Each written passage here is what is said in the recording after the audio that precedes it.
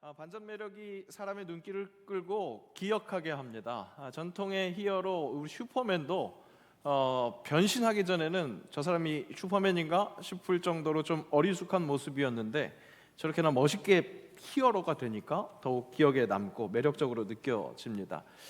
미국의 가장 존경받는 대통령 중에 한 명인 아브라함 링컨의 별명은 실패를 밥 먹듯이 하는 사람이었다고 합니다. 공식적인 실패만 27번으로 기억되는 그런 그가 나중에 더욱 성공하니까 진짜 더 존경받는 인물이 되었습니다. 세상 사람들만 그렇습니까? 성경에 나타나는 인물들도 마찬가지입니다. 그들이 하나님께 본격적으로 쓰임받기 전에는 확실히 제대로 부족한 모습들이었습니다. 모세 어땠습니까? 이집트의 왕자로 살다가 미디안 광야로 완전히 쫓겨나듯이 그렇게 도망가서 자존감이 바닥으로 떨어져서 40년 동안 나그네 그렇게 삶을 살았습니다. 그러니까 하나님께서 그를 들어 쓰시고자 할 때 애굽으로 가라고 했을 때 아니 내가 누구이기에 바로에게 가며 이스라엘을 애굽에서 인도하여 내리까 그렇게 말할 수밖에 없었던 겁니다. 하지만 내가 누구인 것 이것이 중요한 것이 아니라 하나님이 함께 하시는 것, 하나님이 함께 하시는 것을 다시 일깨웠을 때 그것을 확인시켜 주니까 바로 그 모세가 바로 앞으로 갑니다. 바로 그 모세가 애굽에서 이스라엘 민족들을 그렇게 인도하여 냅니다. 반전 매력의 주인공이 된 겁니다. 이스라엘 최고의 왕 다윗은 어땠습니까? 사무엘이 이 외모가 준수했었던 이 사울 왕을 대신할 왕을 찾아서 나섰습니다. 이새의 집에 도착하니까 이 다윗의 형 엘리압을 보고 저인가? 저 사람이 왕이 될 사람인가?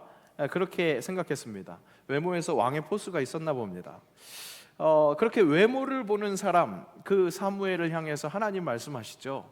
나 여호와는 사람과 같이 외모를 보지 않고 중심을 본다. 그렇게 말씀합니다. 그 말씀을 듣고 이제 사무엘은 다윗의 또 다른 형들 7을 다 확인했지만 왕이 될 상을 찾지를 못했습니다. 아들들이 다 있는 건 맞냐? 그렇게 이새에게 물어보니까 다윗의 아버지인 이새가 막내 아들 다윗이 있긴 한데 그는 지금 양을 지키고 있다 그렇게 말합니다. 아버지가 생각할 때도 다윗은 아니겠지 그런 생각했었나 봅니다. 하나님도 사무엘에게 나는 외모 보지 않고 중심 본다 그렇게 말씀하신 것을 보면 확실히 다윗에게 어떻게 누가 보더라도 왕이 될 만한 그런 포스가 느껴지지는 않았었던 것 같습니다. 다윗의 시작 어때요? 무시당할 만한 그런 미약함이었지만 그의 나중은 이스라엘의 가장 위대한 왕이 되는 거였으니까 더욱 빛나고 더욱 창대하게 주목을 받았던 것 같습니다. 자, 그런 것으로 따지면 오늘 말씀에 등장하고 있는 이 기드온이라는 인물도 둘째가라면 서운할 만한 반전 매력의 소유자입니다. 여러분 기드온 하면 무엇이 떠오르십니까? 어떻게 기억하십니까? 300용사와 함께한 아주 당당한 장수 이렇게 기억하실 겁니다. 아니나 다를까 이 오른편 여러분들이 봤을 때의 오른편이죠. 오른편에 있는 그림은 오늘 지금 유치부 아이들이 똑같이 배우고 있는 그 기드온을 상징하는 그 그림입니다. 그리고 왼편에 있는 그림은 우리 전도사님이 어제 AI에게 그려달라고 했더니 이 작품이 나왔습니다. 그러니까 AI도 기드온을 어떻게 기억하고 있는 겁니까? 아주 당당한, 아주 용감한 장수 이렇게 여기고 있는 거죠. 아니나 다를까 진짜 하나님께서 이 기드온을 향해서 나아가셔서 여호와의 사자가 기드온을 만나 주실 때 그를 이렇게 부르는 것을 확인할 수 있습니다. 함께 읽겠습니다. 여호와의 사자가 기드온에게 나타나 이르되 큰 용사여 여호와께서 너와 함께 계시도다 하매 큰 용사여 이렇게 부르시면서 나오시는 거예요. 그런데 기드온은 사실은 이 큰 용사라는 표현하고 어울리는 사람이 아니었습니다. 우선 여호와의 사자가 이 기드온에게 나타나셨을 때 그가 어디에 있었느냐? 밀 타작을 하기 위해서 포도주 틀에 앉아 있었습니다. 밀 타작은 이렇게 개방되어 있는 넓은 그런 곳에서 하는 것이 용이합니다. 그런데 그런 그가 포도주 틀은 오히려 폐쇄된 다른 곳과 단절된 그런 곳이었거든요. 그곳에서 밀타작을 하고 있었다? 왜였을까? 당시 이스라엘 민족을 괴롭히고 있었던 그 미디안 민족에게 발각되지 않기 위해서 마치 숨어 있는 것 같은 그런 모습을 하고 있었던 겁니다. 그런데 그렇게 두려움에 휩싸여 있는 자신을 큰 용사라고 부르면서 다가오시는 여호와의 사자. 그 여호와의 사자를 맞이하는 그 기드온의 자세는 아이고 이렇게 두려워요, 떨려요, 이런 또 작은 모습만 있는 것이 아니라 이때까지 눌려 있었던 그런 어떤 울분, 이런 것을 표출하는 모습으로 나타나는 것을 볼 수 있습니다. 함께 읽겠습니다. 기드온이 그에게 대답하되 오 나의 주여 여호와께서 우리와 함께 계시면 어찌하여 이 모든 일이 우리에게 일어났나이까. 또 우리 조상들이 일찍이 우리에게 이르기를 여호와께서 우리를 애굽에서 올라오게 하신 것이 아니냐 한 그 모든 이적이 어디 있나이까. 이제 여호와께서 우리를 버리사 미디안의 손에 우리를 넘겨주셨나이다 하니, 지금 이스라엘이 미디안의 손에서 이렇게 괴롭힘을 당하는, 억압을 당하고 있는 이 상황에서 왜 하나님은 침묵하고 계십니까? 이렇게 토로를 하는 겁니다. 지금 내가 구석에 처박혀서 밀타작을 포도주 틀에서 하고 있는 이런 내 자신의 초라한 모습, 이 책임 다 하나님께 있는 겁니다. 그렇게 따지고 있는 거죠. 우리도 나를 둘러싸고 있는 이 상황과 어떤 이런 모습들을 보면서 절망할 때가 있죠. 그러면서 하나님께 원망합니다. 하나님 왜 이렇게 만드셨냐고, 왜 이렇게까지 하시느냐고, 왜 이렇게 나에겐 부족함이 가득하냐고 그렇게 원망을 하죠. 사랑하는 성도 여러분, 무엇인가 부족한 것이 보이십니까? 뭔가 개선되는 것, 그것을 원하십니까? 결핍이 내 눈에 보이는 이유, 그것은 뭔지 가르쳐 드리겠습니다. 하나님께서 나로 하여금 그 결핍을 해결하게 하시려는 그런 의지이신 겁니다. 내 눈에 보인 이유, 그것을 나를 통해서 변화시키기 위함이라는 거죠. 교회에 무엇인가 부족한 부분이 보이십니까? 집안일에 아내가 할 일이 있고 남편이 할 일이 있는데 그 상대방이 그것을 못하고 있어서 계속 질책하고 싶은 마음이 생기십니까? 그런데 여러분, 그것이 보이는 이유는 결국 나에게 사명을 허락하시는 하나님의 계획하심이라는 거죠. 이해할 수 없는 고통의 현실 앞에서 불평, 불만, 하나님께 책임을 묻는 그 기드온에게 여호와의 사자는 이렇게 대답합니다. 함께 읽습니다. 여호와께서 그를 향하여 이르시되 너는 가서 이 너의 힘으로 이스라엘을 미디안의 손에서 구원하라. 내가 너를 보낸 것이 아니냐 하시니라. 내가 너를 보냈다. 내가 너를 사용한다. 그렇게 말씀하시는 겁니다. 이스라엘을 엄청 생각해서 대표성을 가지고 따진 것처럼 그렇게 따지던 기드온에게 정작 내가 너를 사용할 거야, 내가 그 일을 해야 해, 그렇게 말씀하시니까 꼬리를 살 내리는 기드온입니다. 함께 읽겠습니다. 그러나 기드온이 그에게 대답하되 오 주여 내가 무엇으로 이스라엘을 구원하리이까. 보소서 나의 집은 므낫세 중에 극히 약하고 나는 내 아버지 집에서 가장 작은 자니이다 하니. 어떻습니까 여러분? 내 모습하고 너무 비슷하지 않아요? 문제는 있는데, 그래서 내가 고통받는 약자인데, 그 속에 있는 약자인데 나는 아무것도 할 수 없어요. 내가 할 수 있는 것은 아무것도 없어요. 그렇게 발을 살짝 떼려고 하는 기드온, 그렇게 발을 살짝 떼려 하고 있는 나에게 하나님은 내가 너와 함께 일하기를 원한다. 오늘 그렇게 말씀하시는 거예요. 내가 너와 함께 일하기를 원한다. 우리 지난주 확인했었던 하나님과 사람과의 컬래버, 그것으로 콜링하신다는 거죠. 나와 하나님이 협업하는 것, 그 일을 보여주시고 그 일로 지금 부르신다는 겁니다. 기드온 처음에는 그렇게 내뱉더라도 확실히 은혜가 있는 하나님의 사람이었는지 점점 성장하면서 하나님께 제대로 쓰임받게 됩니다. 물론 처음에는 확실한 표징을 구합니다. 이 작은 내가 하나님께 쓰임받는다고요? 그렇다면 나에게 확신이 필요해요. 이런 거 보여주세요. 그래서 초자연적인 현상을 보여달라고 요청을 합니다. 어떤 현상을 요청했는지 집에 가서 한번 확인해 보시기 바랍니다. 오늘도 숙제 드립니다. 사사기 6장, 오늘 또 함께 보는 7장 함께 보시면서 기드온의 역사를 한번 보시기 바라요. 참 감사하게도 그런 표징을 하나님이 보여주십니다. 그래요, 우리 하나님은요 그렇게 눈높이의 하나님이세요. 저는 그 장면을 보면서 제가 떠오르더라고요. 제가 어떤 사람인지 아세요? 한번 솔직하게 고백해 볼까요? 목사, 하나님 죽어도 못해요. 진짜 제가 이렇게 기도했어요. 죽어도 못해요. 그렇게 기도했습니다. 하나님 보여주셔야 돼요. 정말 유치하게 이렇게 보여주세요. 그랬더니 이렇게 보여주시더라고요. 저렇게 보여주세요. 이렇게 보여주시더라고요. 마지막에는 그 표징이 될 수 있도록 제가 노력하는 모습을 저 스스로 발견할 수 있게 그런 표징을 보여주시더라고요. 그 자세한 얘기는 나중에 기회가 될 때 그렇게 드릴 수 있도록 하고요. 기드온은 그 소심한 성격 때문에 표징이 필요합니다 했더니 하나님께서 그렇게 표징을 보여주신 그런 시작으로 첫 번째 사역은 정말 그 소심한 성격대로 어떻게 보면 되게 소심하게 그렇게 사명을 감당합니다. 사람들이 보지 못하는 밤에 나아가서 바알의 제단을 부수고 아세라상을 훼손합니다. 그래서 여룻바알이라고 불리기도 하게 됩니다.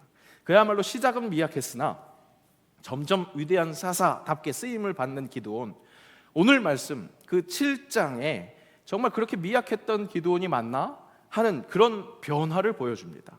정말 하나님과의 컬래버를 위해서 제대로 쓰임받기 위해서 하나님이 요구하시는 바에 순종하는 모습, 하나님의 판단을 신뢰하는 그런 모습을 보여줍니다. 하나님 무엇을 요구하셨는가? 오늘 함께 읽은 7장 2절 함께 읽겠습니다. 여호와께서 기드온에게 이르시되 너를 따르는 백성이 너무 많은즉 내가 그들의 손에 미디안 사람을 넘겨주지 아니하리니 이는 이스라엘이 나를 거슬러 스스로 자랑하기를 내 손이 나를 구원하였다 할까 함이니라. 뭐라고 말씀하시는 겁니까? 사사 기드온이 이끄는 군사가 너무 많다는 겁니다. 글쎄요, 물론 오합지졸을 끌고 다니는 것보다 소수정예가 나을 수도 있겠습니다. 하지만 오늘 이 하나님의 요청은 그런 의미, 소수정예를 걸러내기 위한 그런 감축이 아니었던 것 같습니다. 많다는 판단의 이유를 오늘 말씀 정확하게 지적하고 있죠. 뭐라고요?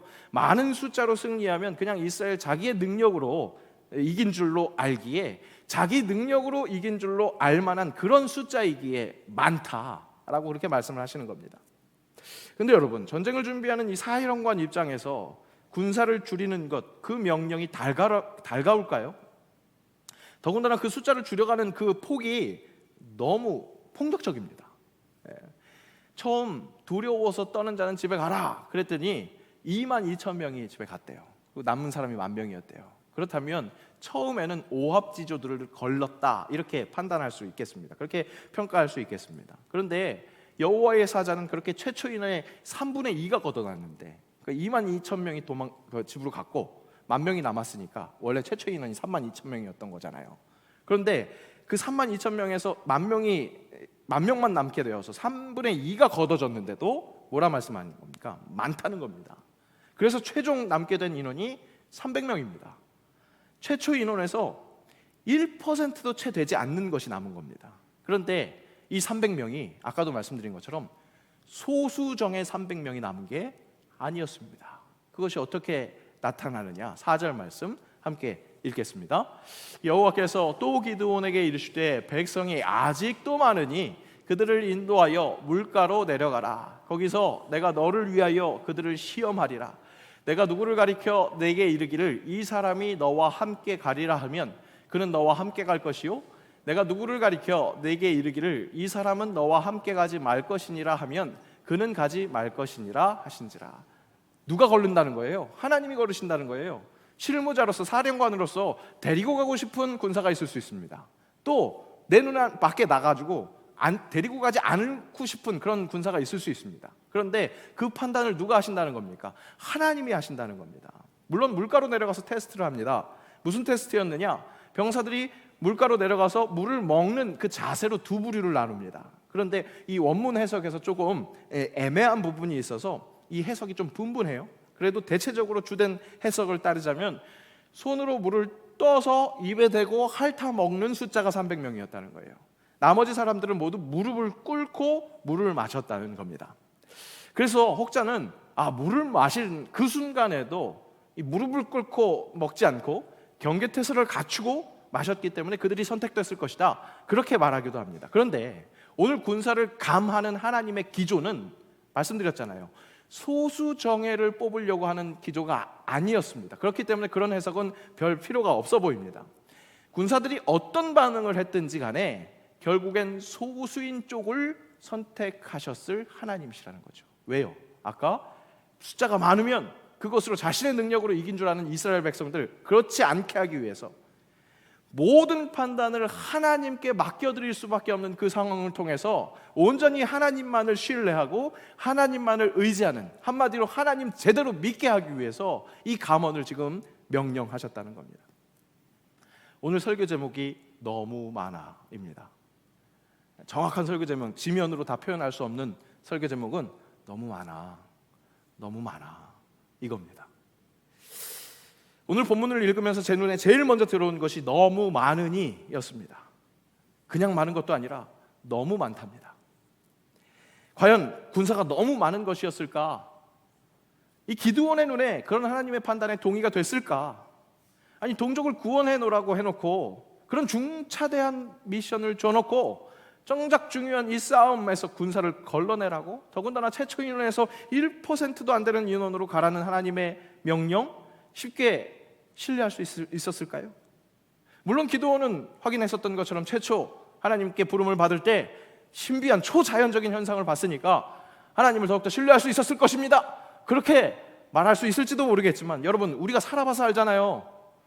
아무리 하나님이라고 그래도 믿기 힘든 것, 내 눈에 뻔히 보이는 이 계산들과 부딪히는 이 하나님의 뜻 순종하기 쉽던가요?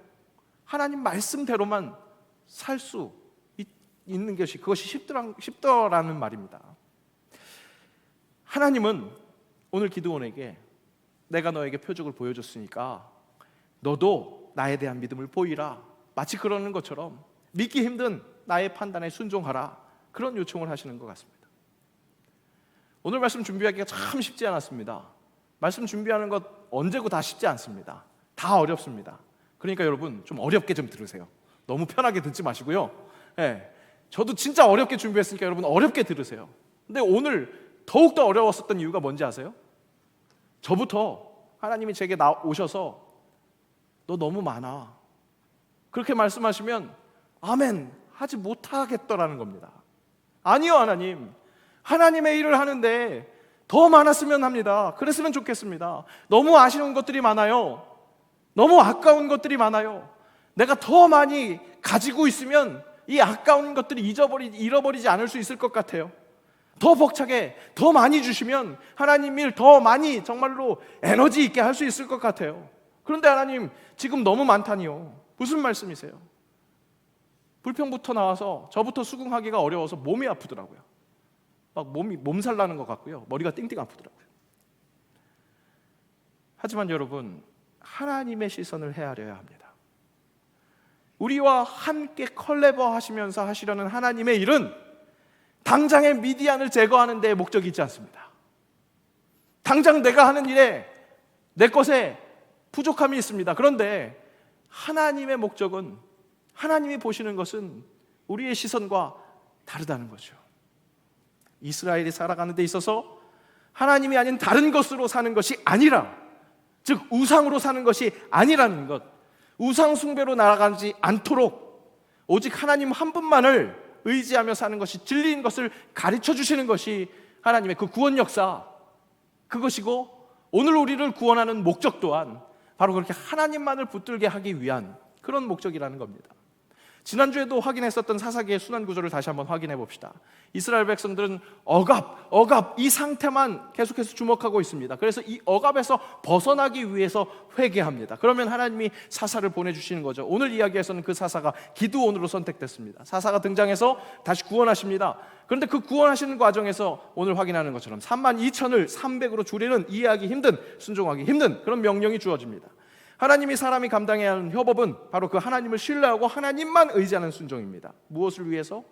당장 미디안을 제거하기 위해서가 아니라 평화, 다시 저 죄로 돌아가지 않기 위해서 그렇게 하나님과 협업하는 거죠.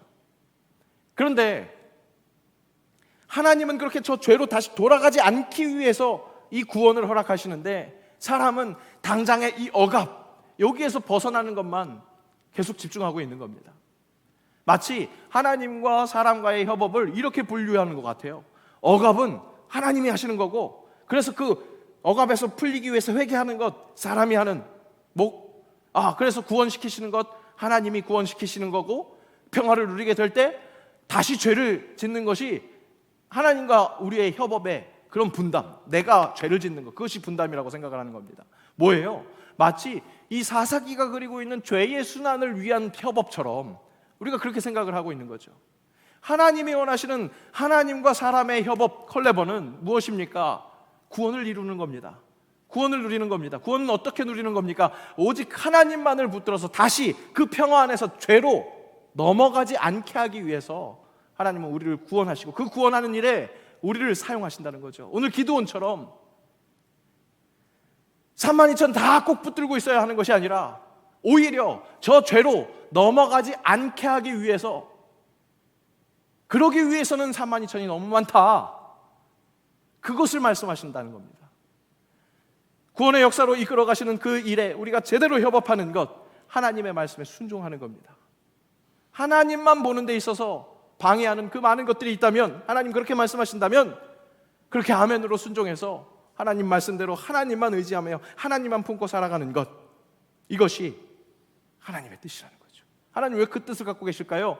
하나님의 백성, 이스라엘 백성들은 하나님만 붙들 때 영원히 살 수 있기 때문에, 정말 영원히 행복을 누릴 수 있기 때문에 우리를 위해서 그렇게 당신과 협업하는 것을, 당신만 붙들고 협업하는 것을 요청하고 계신다는 겁니다. 그런데 우리는 자꾸 착각합니다. 하나님의 구원이 당장 내 눈앞을 가로막고 있는, 나를 억압하고 있는 이 미디안에서 억압만 벗어나면 그만인 줄 압니다. 땅에서 누리는 잠깐의 평안만 있으면 그만이라고 여기는 거예요. 그러니까 그 일에 유리한 31,700명, 그것을 포기하라? 너무 많다? 그런 말씀에 아멘을 할 수 없는 겁니다. 도저히 동의할 수가 없는 겁니다. 여러분, 진짜 너 너무 많아, 하나님 오늘 오셔서 그렇게 말씀하신다면 네, 맞아요, 동의할 수 있겠습니까? 아니요, 하나님, 내가 얼마나 결핍 속에 살아가는데요. 아니, 저 부자들은 저렇게 살아가는데 나는 이렇게 모자란데 더 주셔야죠. 그렇게 말씀하시지 않겠습니까? 여러분, 우리 결핍 상태 맞아요. 부족해요. 뭐가 부족해요?